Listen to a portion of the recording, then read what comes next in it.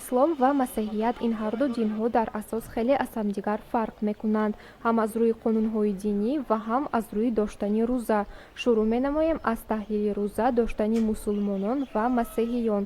Имсол моҳи шарифи Рамазон ва Великий пост православҳо дар фасли баҳор мувофиқ омад. инҷо масҷиди православии Мария Магдалина мебошад. Он таърихи кӯҳани худро дорад.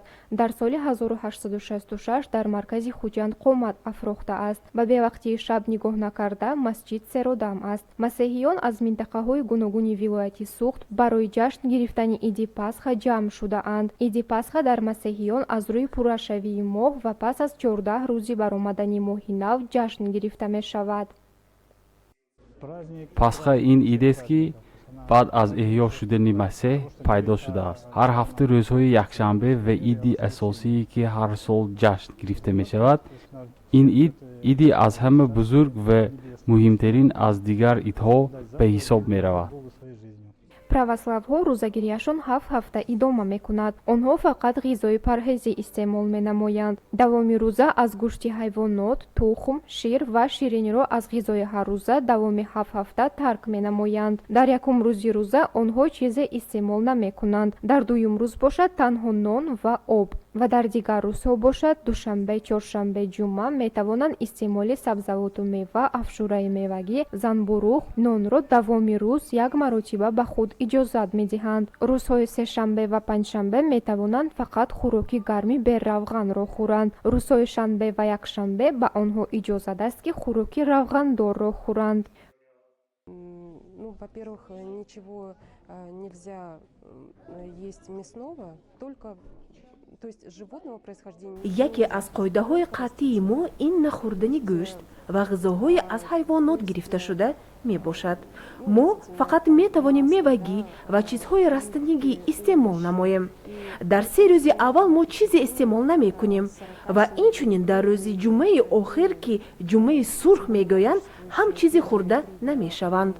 рӯза ин на танҳо худдорӣ намудан аз ғизо, балки даст кашидан аз гуноҳу одатҳои бад мебошад ва бузургон мегӯянд ки рӯзаи ҳар касе ки рафторҳои бад мекунад ва ҳолати рӯҳии худро низ тоза нигоҳ намедорад, қабул намешавад.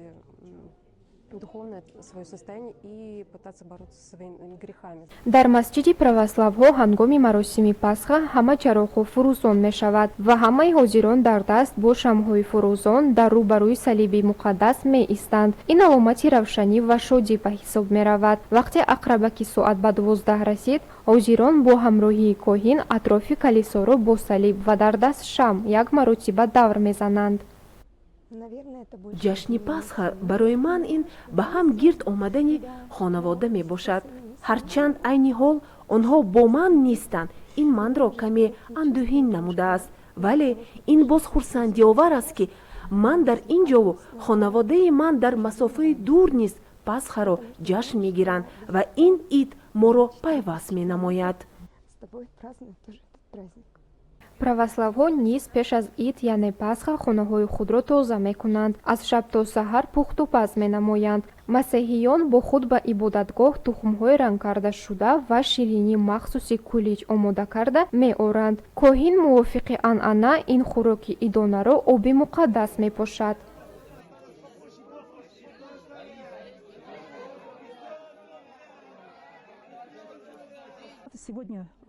Вечером, да, у нас будет служба, литургия. имшаб мо дар ибодат ҳастем. пагоҳ бошад, ҳама якдигарро бо гуфтани масеҳ эҳьё шуд табрик менамоем. мо ба ҳамсоягону дӯстону шиносон ширинӣ ва тухмҳои ранга кардашуда тақсим мекунем, новобаста аз оне ки онҳо кадом миллату нажоданд. И ответ должен быть воистину воскрес. И целуется 3 раза на радостях.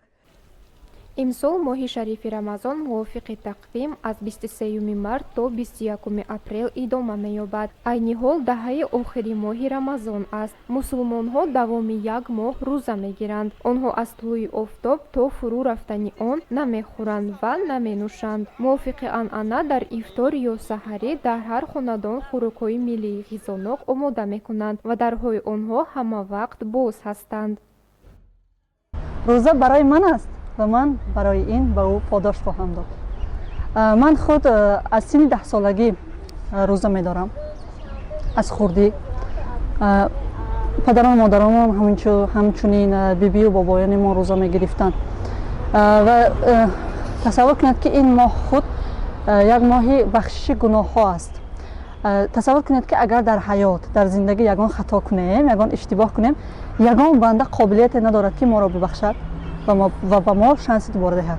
вале шумо тасаввур кунед ки худованди бузург Аллоҳи меҳрубон барои мо ҳар сол як моҳ ба мо имконият медиҳад ки мо барои гуноҳони худ тавба намоем ва он чизе ки дар 11 моҳи гузашта карда будем, мо метавонем дар ин як моҳ ислоҳ кунем. ин моҳи шарифи рамазон яке аз муқаддастарин моҳ дар мусулмонҳо ба ҳисоб меравад. ҳамчунин бояд шахси рӯзадор аз дурӯғгӯӣ, ҷаҳолат, сухани бад ва дигар амалҳои зишт дур бошад. дар ин моҳ додани садақа ва ташкил кардани ифтор, дасти ёрӣ дароз намудан ба камбизоатон дар мусулмонҳо хислатҳои хуби инсон ба ҳисоб меравад. яке аз шабҳои даҳаи охири рамазон барои мусулмонҳо шаби қадр ба ҳисоб меравад. онҳо дар ин шаб то саҳар ибодати худоро карда зикр ва тиловати қуръон мекунанд. шаби қадр азизони гиромӣ, хуб ҳамаи мо ва шумо медонем ки аз гузаштаҳо мегӯянд шаби лайлатул қадр, шабе ки гузаштаҳои мо ва шумо дар ин шаб ибодат мекарданд, то саҳар ибодати худоро карда зикри худо мекарданд, тиловати қуръон мекарданд, салавоту дурудҳо به روح پاک جناب رسول اکرم صلی الله علیه و سلم میفرستادند. درباره قدر خداوند مهربان یک سوره فرستاده است با نام قدر. جناب پیامبر صلی الله علیه و سلم از قوم بنی اسرائیل امتان حضرت ابراهیم علیه السلام، از قوم بنی اسرائیل یک عبادتکار یا غازی را به مردم فهمانیده دادند به صحابگان که ثواب 1000 ماهینه غزوه داشت و صحابه ها درخواست کردند، رسول خدا نیز از خداوند مهربان درخواست کردند که چی می شود که به امت من هم یک عبادتی باشد که به ثواب همان 1000 ماهینه غازی برابر باشد و خداوند مهربان یک شب را نازل کرد، شب قدر. имсол мувофиқи тақвими ҳиҷрӣ иди саиди фитр 21 апрел ҷашн гирифта мешавад. дар ҳар масҷидҳо намози ид хонда мешавад. баъд аз он ба хабаргирӣ хешу-табор, дӯстон ва аёдати беморон мераванд.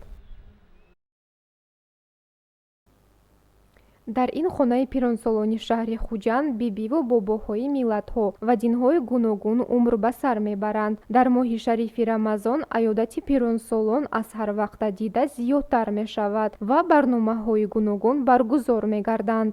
аёдаткунандагони навбатии солхӯрдагон хонандагони синфи 8 муассисаи таҳсилоти умумии миёнаи ба номи Чехови шаҳри Хуҷанд мебошад. онҳо ба бибиву бобоҳо тӯҳфаҳои хотиравӣ тақдим карданд ва ба тоза гардонидани гирду атрофи муассиса ёрии худро расониданд. ҳарчанд дар шаҳри хурд миллату динҳои гуногун зиндагонӣ мекунанд, онҳо кӯшиш мекунанд расму оин ва анъанаҳои якдигарро эҳтиром намоянд ва бо якдигар муносибати оддӣ ва муқаррарӣ доранд.